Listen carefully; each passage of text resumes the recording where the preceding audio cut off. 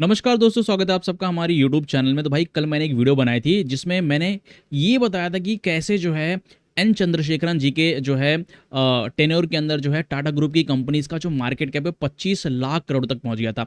लेकिन अभी के टाइम पर जो एक नया डेटा आया है जिसमें ये मेंशन है कि भाई ये जो तीन जो चेयरमैन थे, जैसे हमारे रतन टाटा जी हैं, इनके टेन्योर के अंदर जो है कंपनी ने कितना पैसा जो है डिविडेंड के रूप में बनाया। जो टाटा सन्स है ना, उन्होंने कितना पैसा जो है डिविडेंड के रूप में या फिर बायबैक के रूप में बनाया।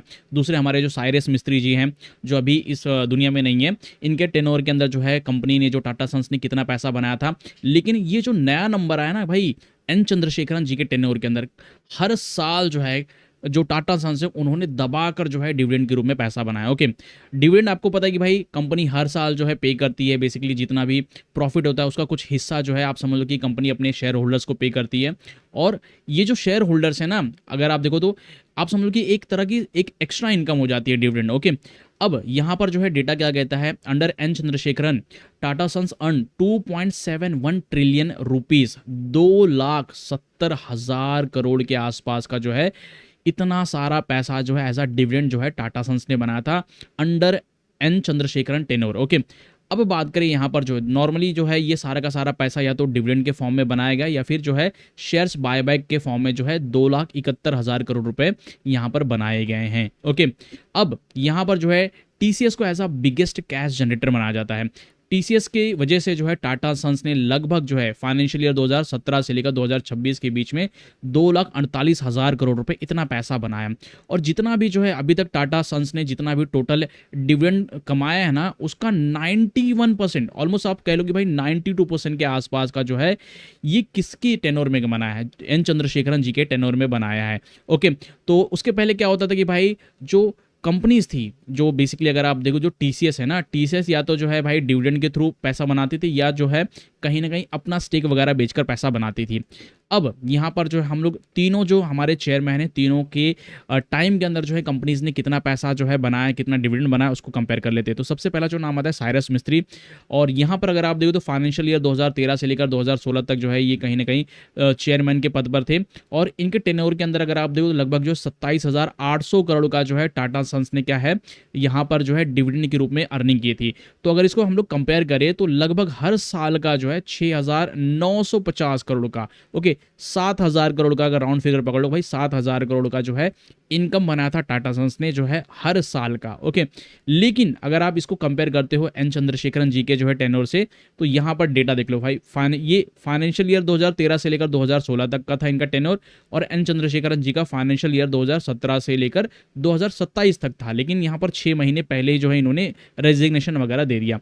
तो इस पूरे टाइम के अंदर जो साइरस मिस्त्री हैं उनके टेनओवर के अंदर लगभग 27,800 करोड़ का जो है डिविडेंड बनाया था। ओके, कमाया था टाटा सन्स ने। लेकिन यहाँ पर अगर आप देखो 2,71,000 करोड़ का जो है जो डिविडेंड बनाया था इनके कार्यकाल के अंदर, एन चंद्रशेखरन जी के कार्यकाल के अंदर। तो यहाँ पर हर साल का अगर हम लोग कैलकुलेट करें तो ये ऑलमोस्ट 6,950 करोड़ का हर साल का जो है डिविडेंड इन्होंने बनाकर दिया था साइरस मिस्त्री ने। और इनका अगर आप देखो तो ऑलमोस्ट जो है हर साल का 27,000 करोड़ का जो है डिविडेंड बनाया था। मतलब जो है इनके टेनओवर के अंदर जो है टाटा सन्स ने हर साल का 27,000 करोड़ का as a dividend income earn किया है। ओके, दूसरे हमारे रतन टाटा जी हैं। रतन टाटा जी के बारे में बात करें तो ये बहुत टाइम से, मतलब सन 2000 से लेकर 2012 तक जो है ये टाटा सन्स के जो है चेयरमैन थे।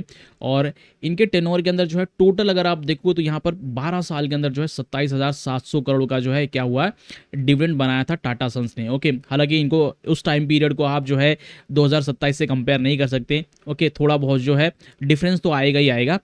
तो यहाँ पर इनके जो टेन्योर के अंदर लगभग 2130 करोड़ का हर साल का जो है टाटा सन्स ने डिविडेंड के रूप में पैसा बनाया था। ओके, और उस टाइम पर जो है अगर आप देखोगे तो बहुत बड़ा जो पैसा आता था वो ज़्यादातर जो है टीसीएस का जो के जो शेयर्स है ना वो बेच कर आता था। तो जो स्टेक वगैरह था उसको बेच कर आया था। तो यहाँ पर देखोगे तो लगभग जो है 40% ऑफ जो टाटा सन्स का जो रेवेन्यू आया था उस टाइम पर 2004 में, आपको पता होगा कि भाई 2004 में जो है टीसीएस का आईपीओ आया था।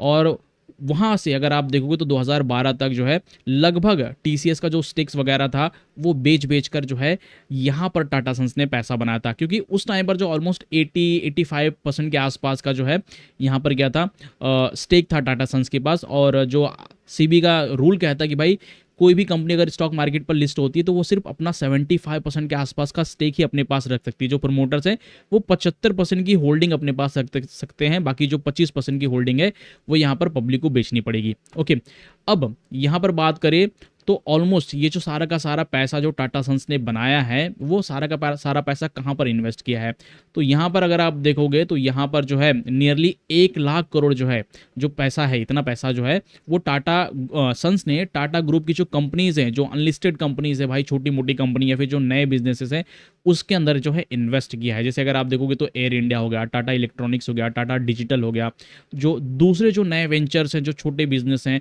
उनके अंदर ये सारा का सारा पैसा इन्वेस्ट किया। तो आप कह लो कि भाई यहाँ पर क्या हुआ कि पैसा जो है कमाया और उसका कुछ पोर्शन जो है आप समझ लो कि जो छोटी कंपनीज है, नए वेंचर्स हैं, उनके अंदर इन्वेस्ट किया। और यहाँ पर सबसे बड़ा जो नाम बताया जा रहा है कि भाई ये जो पूरा पैसा कमा कर दिया है ना, वो किसने दिया टाटा सन्स को, ज़्यादातर जो पैसा है वो समझ लो कि भाई यहाँ पर जो है टीसीएस ने ये सारा का सारा पैसा, ऑलमोस्ट आप समझ लो 90% से ज़्यादा पैसा जो है टीसीएस से ही मिला है टाटा सन्स को। ओके, इसलिए देखोगे तो यहाँ पर जो है टीसीएस को एज अ कैश इंजन बताया जा रहा है कि भाई पैसा बनाकर इसने दिया है।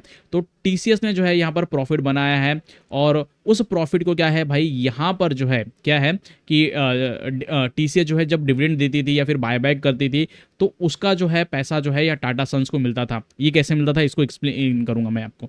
अब जैसे यहाँ पर देखोगे तो जब टीसीएस का जो आईपीओ आ रहा था ना, तो उस टाइम पर जो है टाटा सन्स लगभग 80% के आसपास की होल्डिंग ओन करता था। अभी के टाइम पर देखोगे तो 71% की जो है होल्डिंग होल्ड करता है टाटा सन्स।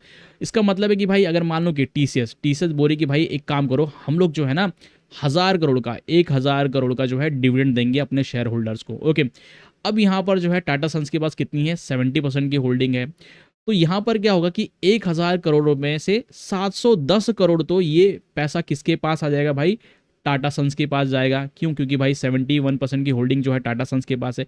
बाकी जो बचा कुचा जो है 290 करोड़ रुपए है, ये जाएंगे अदर शेयर होल्डर्स को। ओके, जो हम हो सकते हैं, आप हो सकते हैं, या फिर किसी कंपनी ने इन्वेस्टमेंट करके रखा हुआ है।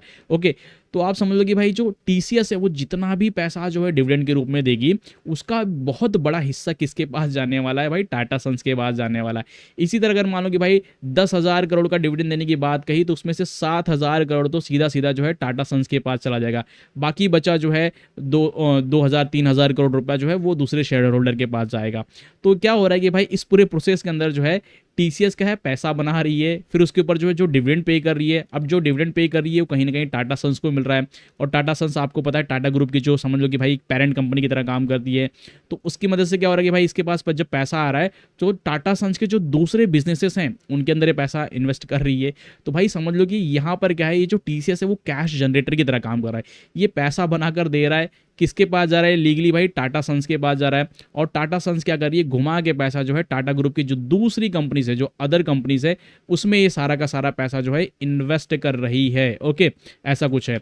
अब बात करें यहाँ पर जो है जब से इन्होंने जो है रेजिग्नेशन दे दिया तब से आप देखोगे तो यहाँ पर टाटा ग्रुप की जो कंपनीज है उनका मार्केट कैप 47,000 करोड़ तक जो है ये डूब गया है। ओके, और इस चीज़ को भी मैंने यहाँ पर एक्सप्लेन किया था कि भाई कैसे इनके जो टेन्योर के अंदर जो टाटा ग्रुप की जितनी भी कंपनीज है उनका मार्केट कैप जो है, total market cap 25 lakh crore तक पहुँच गया था। ओके, और इसको जो है अगर आप देखो तो यहाँ पर जो है इस वीडियो को मैंने ये जो टॉपिक था कल कवर किया था, और इसका जो थंबनेल बेसिकली इस तरीके से कुछ है, और हमारे चैनल पर जाकर देख सकते हो, जिसमें मैंने एक्सप्लेन किया कि भाई कैसे जो है 8 लाख करोड़ का मार्केट कैप था जब इन्होंने पद संभाला था चेयरमैन का, उसमें इन्होंने 16 करोड़ का जो है आप समझ लो कि जो मार्केट कैप ऐड किया। और जो रेवेन्यू है अगर आप देखो तो यहाँ पर जो है लगभग 71% का जो है रेवेन्यू ग्रो करवाई इन्होंने। जो प्रॉफिट आफ्टर टैक्स था टाटा ग्रुप की जितनी भी कंपनीज थी, ऑल ओवर कंपनीज के बारे में बात कर रहा हूँ, तो वहाँ पर जो है लगभग 3-3.5 गुना जो है कंपनी का, टाटा ग्रुप की कंपनीज का रेवेन्यू बढ़ा है।